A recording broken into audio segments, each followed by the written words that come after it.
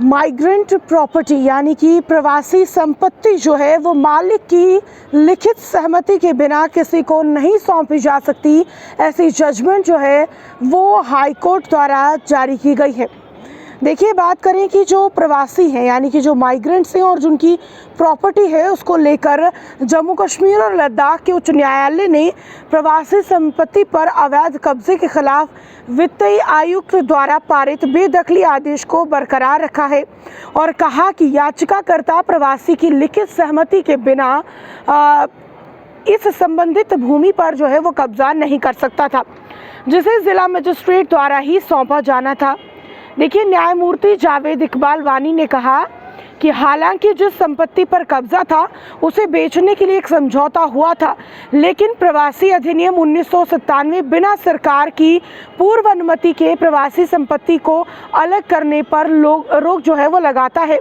उच्च न्यायालय ने माना है कि चूंकि कब्जा लिखित सहमति और आधिकारिक अनुमति के बिना लिया गया था, इसलिए याचिकाकर्ता को प्रवासी अधिनियम की धारा 2(1) के तहत अनधिकृत कब्जाधारी माना जाता है।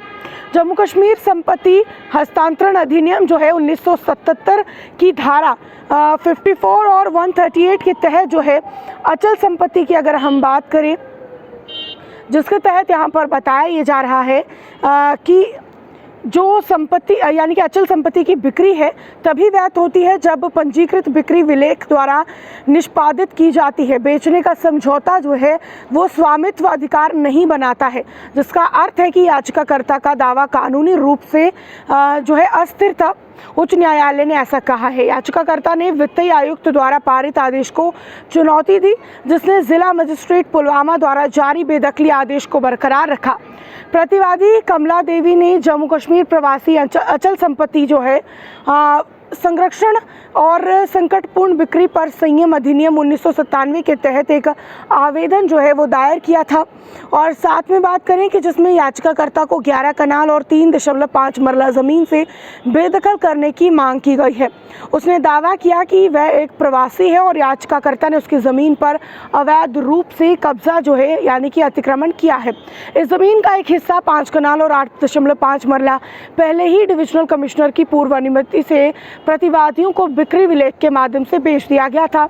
जिला मजिस्ट्रेट ने बेदखली का आदेश दिया। तहसीलदार को याचिकाकर्ता को हटाने और अलग की गई जमीन को खरीदारों को सौंपने का निर्देश दिया। याचिकाकर्ता ने सबसे पहले बेदखली के आदेश को चुनौती दी, जिसे अपील उपायों का लाभ उठाने की स्वतंत्रता के साथ निपटाया गया। बाद की अपील को वित्तीय आयुक्त ने 28 मई 2019 को खारिज किया था। और बात करें कि सुप्रीम कोर्ट के समक्ष LPA और SLP सहित आगे की चुनौतियां भी विफल रहीं।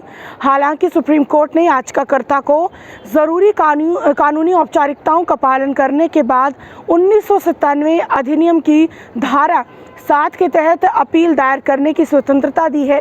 सुप्रीम कोर्ट के आदेश के अनुसार कब्जा सौंपने के बाद याचिकाकर्ता ने एक अपील दायर की, जिसे वित्तीय आयुक्त ने 3 अक्टूबर 2023 को खारिज कर दिया, जिससे वर्तमान रिट याचिका सामने आई है।